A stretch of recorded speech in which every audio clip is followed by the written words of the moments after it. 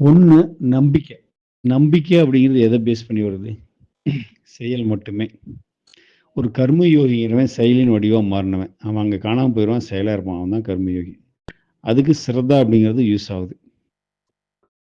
அப்ப வந்து நம்பிக்கை சார்ந்து நம்பிக்கையில ஆரம்பிச்சு நம்பிக்கையில முடியுது. நான் ஏற்கனவே சொல்ற மாரி, இந்த ஸ்ரதா எங்கிருந்து வருது? நம்பிக்கை இருந்தா தான் ஸ்ரதா வரும். அது பக்தியிலிருந்து நம்பிக்கை வரும். மரியாதை அப்படின்னு ஒரு சமாச்சாரம் இருக்கு. இதெல்லாம் ரொம்ப லோ லெவல்ல இருக்கிற இந்த மரியாதைலாம். ஒருத்தர் மேல வச்சிருக்கிற மரியாதை அப்படிங்கிறது ரொம்ப லோ கேட்டகரி ஆன்மீகத்தை பொறுத்து. சமுதாயத்தை பொறுத்தவரைக்கும் ஒரு மரியாதைங்கிறது ஒரு பெரிய விஷயம். ஆனா ஆன்மீகத்தை பொறுத்தவரைக்கும் ஒருத்தர் மேல இப்ப என் மேல உனக்கு ஒரு மரியாதை இருக்குன்னா, ஆன்மீகத்தை பொறுத்தவரைக்கும் லோ லெவல் அது. இதே சமுதாயத்துல வந்து உங்க அப்பாவுக்கோ, உங்க அம்மாவுக்கோ வந்து உன் மேல ஒரு மரியாதை இருக்குன்னா, அது வந்து பெரிய விஷயம். அவர் மேல எனக்கு ஒரு மரியாதை இருக்கு அப்படிங்கிற மாரி சொல்றது லௌகீகத்துல பெரிய விஷயம். ஆன்மீகத்துல மரியாதைங்கிறது ரொம்ப கீழ. 3வது விஷயம். என் மேல உனக்கு ஒரு மரியாதை இருக்குன்னா, அத நான் கன்சிடரே பண்ண மாட்டேன்.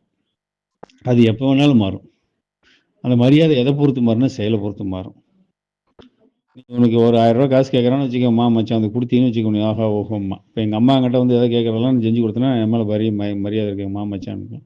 நான் கேட்ட செய்யலாம் அவங்க கிடக்குறாங்க அப்படின்ட்டு போவான். அந்த மரியாதை குறைஞ்சிரும். அவங்க எதிர்பார்க்குற மாரி நம்ம நடக்கலைன்னா மரியாதை குறைஞ்சிரும். அதனால ஆன்மீகத்தில மரியாதைக்கு கீழ லெவல்ல தான் அது.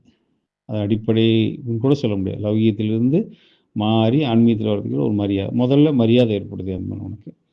அதுக்கப்புறம் ஏதாவது ஒண்ணு நடந்ததுன்னா, ஒரு இது ஆச்சுன்னு வச்சுக்கயேன், அப்புறம் ஒரு பக்தி வருது. பக்திக்கு முன்னால கொஞ்சம் கொஞ்சம் நம்பிக்கை இருக்கும். தொட்டு தொடாத இப்ப கடவுள் மேல நம்பிக்கை வச்சிருக்கு. பக்தி வச்சிருக்கன்னு வச்சுக்க, அது நம்பிக்கையின் பேர்ல வந்ததில்ல. கொஞ்சம் கொஞ்சம். உனக்கு அந்த உன்னோட பக்தி எப்பேற்பட்ட பக்தியா இருக்குன்னா, நீ கேட்டது கிடைக்கலன்னு வச்சுக்க, அந்த கடவுள் தூக்கி எறிஞ்சிருவான். காணாம போய் அந்த நம்பிக்கை எங்க போச்சுன்னு தெரியல. பெருமாள் மேல பெருமாள்ட்ட பக்தி இருக்குன்னு சொல்லிட்டு, அவன் மேல நம்பிக்கை இருக்குன்னு நினைச்சிருக்க. முற்பாதி நம்பிக்கை. அந்த நம்பிக்கையினால ஒரு பக்திய வச்சுட்டு அவன்ட்ட போய் வேண்டுவ. நான் வந்து இப்போ இந்த பிள்ளை என்னை கல்யாணம் பண்ணிக்கணும் அப்படின்னு சொல்லி வேண்டேன்னு வச்சுக்க. அது நடக்கலைன்னு வச்சுக்க, பெருமாள் தூக்கி எறிஞ்சிருவான். போடா படவ ராஸ்கலே இவன்லாம் ஒரு சாமியா? கேட்டது தர மாட்டேன். அவன் நம்பிக்கை எங்க போச்சுன்னு தெரியாது. நம்பிக்கை காணாம போச்சு. இது முற்பாதி நம்பிக்கை. உடனே என்ன பண்ண வெங்கடாஜலபதியிலேருந்து பழனி முருகன்கிட்ட வந்துருவ நீ. மீறினா ஏசுநாதர்கிட்ட போயிடுவ. இது ஜெனரல் மக்கள் பண்றது. அந்த நம்பிக்கை நான் சொல்லவில்ல. அந்த மரியாதைக்கு அப்புறம் அவருடைய ஒரு பக்தி இருக்கும். அவர் பார்த்தா ஏதோ அந்த மரியாதை தான். அதுக்கு அடுத்த ஸ்டேஜ் பக்தி. அந்த பக்தி முத்தும்போது வரக்கூடிய நம்பிக்கை இருக்கு. அது 2வது நம்பிக்கை. முன்ன மாறி போனது முதல் நம்பிக்கை. அதுல வந்து நல்ல ஆழமான நம்பிக்கை கிடையாது. அடுத்து 2வது நம்பிக்கை வரும். அந்த நம்பிக்கைக்கும் நான் ஃபர்ஸ்ட் ஆரம்பத்துல சொன்னேன் பார்த்தியா, அந்த நம்பிக்கை நீ என் மேல வைக்கிற நம்பிக்கை. எக்ஸ் ஒய் மேல வைக்கிற நம்பிக்கை அந்த நம்பிக்கை. ஒய் எக்ஸ் மேல வைக்கிற நம்பிக்கைன்றது பார்த்தியா, அதுதான் நான் சொன்னது. இது 2க்குமே செயல் முக்கியம். அப்ப அந்த நம்பிக்கை வந்ததுக்கு அப்புறம் தான் சிரதா வருது. சிரதானால தான் செயல் செய்யற நீ. அந்த செயல் செய்யும்போது நீ காணாம போயிடணும், செயல் மட்டும் இருக்கணும். அவன் தான் கர்மயோகி. அப்ப அந்த ஒய்க்கு எக்ஸ் மேல ஒரு நம்பிக்கை வருது. எனக்கும் மேல ஒரு நம்பிக்கை வருதுன்னு வச்சுக்க. அந்த நம்பிக்கை எதை பேஸ் பண்ணியிருக்குது? உன்னோட செயலை பொறுத்து தான் இருக்கு. இன்னும் வீரர் காமராஜன் ஏன் சொல்றோம்னா, அவன் செயல். நெப்போலியன் மாவீரன் நெப்போலியன் சொன்னா செயல். மாவீரன் அலெக்சாண்டர்னா செயல். மகாத்மா காந்தியடிகள்னா செயல். முருகன்னா செயல். எதை பேஸ் பண்ணி அவன் அறுபடைன்னு சொல்றோம்? அவனோட செயல். இப்போ தமிழ் செல்வினா ஒரு வச்சிருக்கு. ஜெயந்தினா உனக்கு ஜெயந்தினா ஒன்று வச்சிருக்கு. ஒரு ஒரு ஒரு விஷயத்த நான் கொடுக்குறேன். ஏப்பா இதை அந்த 10 பேருக்கு கொடுத்து செய்ய சொல்லணும்னு சொல்கிறேன்னு வச்சுக்க. இதை 10 பேருக்கு ஃபோன் பண்ணி சொல்லணும்னு சொல்கிறேன்னு வச்சுக்க. நீ என்ன பண்ணுவ? தமிழ் செல்விக்கு உடனே ஃபோன் பண்ணி சொல்லிடுவேன். கொஞ்சம் யோசிச்சு ஃபோன் பண்ணி சொல்லுவேன். கீதாவுக்கு யோசிச்சுட்டு விட்டுருவேன். தீபன் தீபன்ட்டு சொல்கிறேன் என்ன பண்ணுவேன்? கருப்பத்திரி சொல்ல சொல்லுவேன். அது ரஞ்சித் சொல்லணும்னா காண்டிபுண்டி சொல்லுவேன். ஏன்? ஒரே செயல் தானே.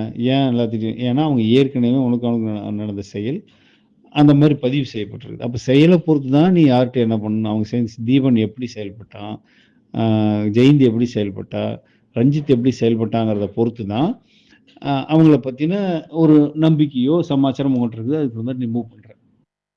அப்போ செயல் அவங்களுக்கும் உனக்கும் இடையில் நடந்த செயல் தான் மேன். செயலை தான் செயல் வீரர் தான் நம்ம கர்மான்னு சொல்கிறோம். கர்ம யோகின்னு சொல்கிறோம். அப்போ செயல் தான் முக்கியம். நம்பிக்கை வரமாட்டேங்குது அப்படின்னா நான் ஒரு 100 ரூபா காசு கொடுத்து விட்றேன்.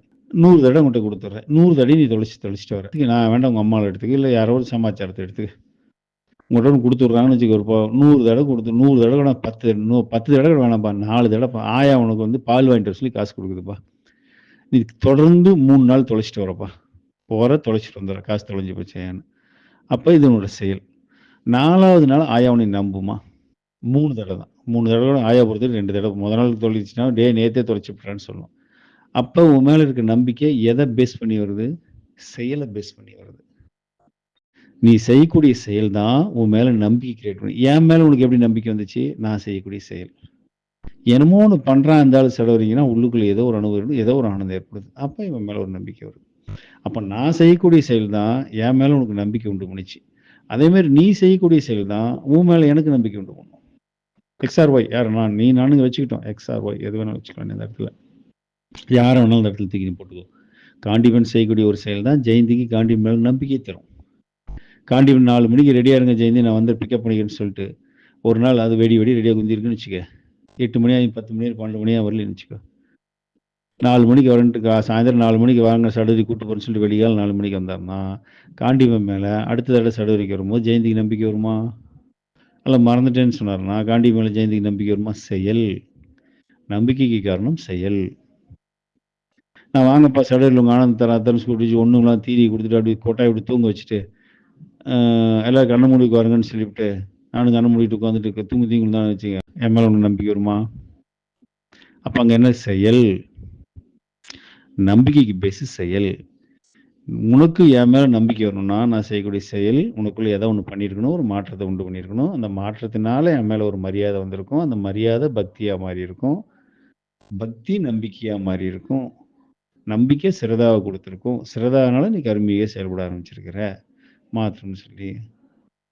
அப்ப அந்த கர்மியை செயல்பட ஆரம்பிச்சதுக்கு அப்புறம் உன்னோட செயல் எப்படி இருக்குங்கிறது பொறுத்து இருக்கு. அந்த செயல் எனக்கு உன் மேல நம்பிக்கை கிரியேட் பண்ணும்.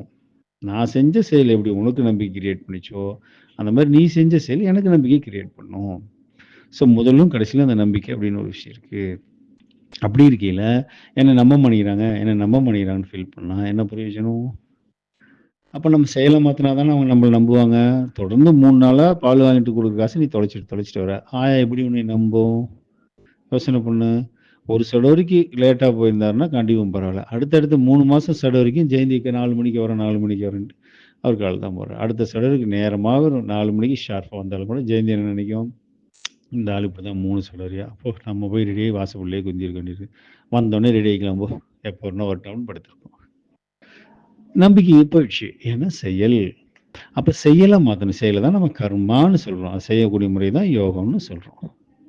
அப்ப கர்மயோகமா நம்ம வாழ்வியலே கர்மயோகம் மாற்ற முயற்சி பண்ணும்போது 10 செயல் எடுத்துக்கிட்டா 1 தான் செஞ்சோம், 9 செய்யாமையே இருந்தோம்.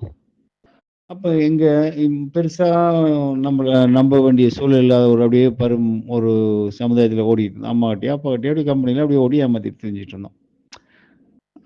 அதனால சரி தெரியல. ஆனா ஆன்மீகம் ஸ்பெசிஃபிக்கா பிடிச்சி பார்க்கும்போது நீ 10 செயலுக்கு 10 செய்யணும், எக்ஸ்ட்ரா 11 செய்யணுங்கிறேன் நான். நீ அதே மாதிரி 10ல் 1 தான் செஞ்சேன்னா அங்க உங்க அம்மாவோ அப்பாவோ ஆஃபீஸ்ல கேள்வி கேட்கறதுல எப்படி தப்பிச்சு எஸ்கேப் ஆயிரு. இங்க அப்படி இல்லை, பிடிக்கிறோம். 10க்கு 10 வர வரைக்கும் பிடிப்போம். 11 சரி. நான் சொல்றது 10 வேலை சொன்னா நீ அதுல இருந்து யோசிச்சு இன்னும் 4 வேலையை முடிச்சிருக்கணும். அவன் தான் கர்ம யோகி. அவனை தான் விவேகானந்தர் வேணும்னு கேட்கிறாரு. 100 பேர்த்த குடுறா போதுங்கிறாரு.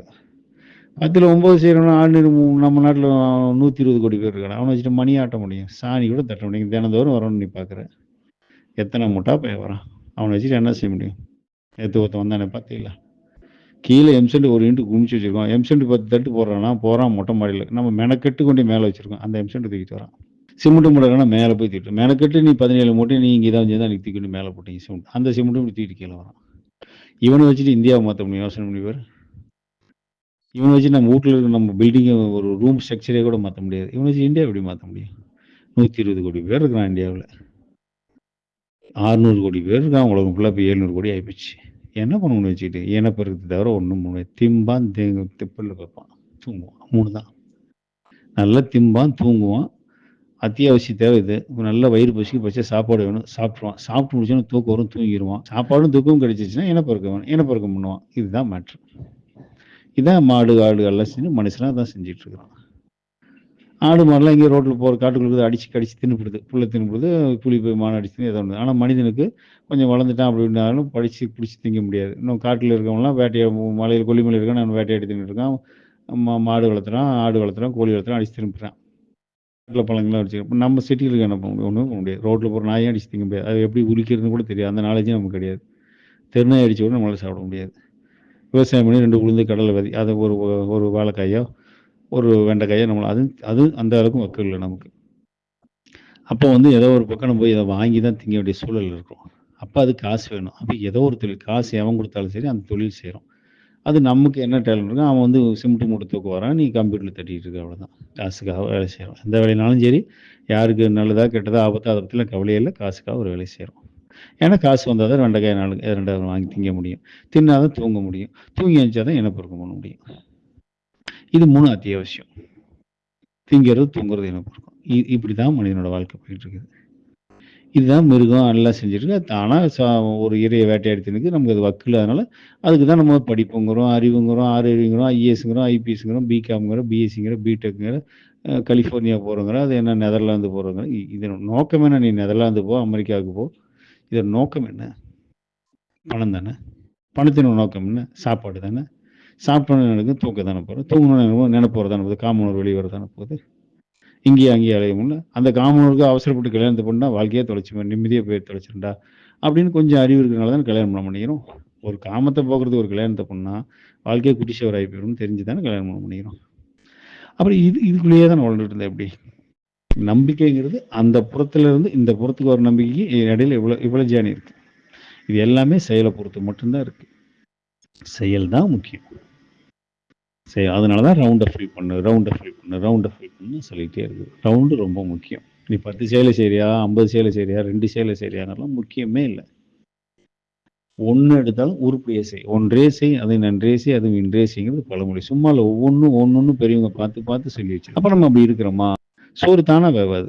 அது சிஸ்டம் இருக்கு இல்லையா? அரிசி போடணும், உழைக்கணும், அது அடுப்பை பற்றிக்கணும், அந்த மாதிரி தான். அப்போ வந்து அந்த அந்த ஒவ்வொன்றையும் பாயிண்ட் அவுட் பண்ணணும், அதில் கொண்டாடணும். அதை நான் பார்த்துக்கிறேன்னு சொல்லக்கூடாது.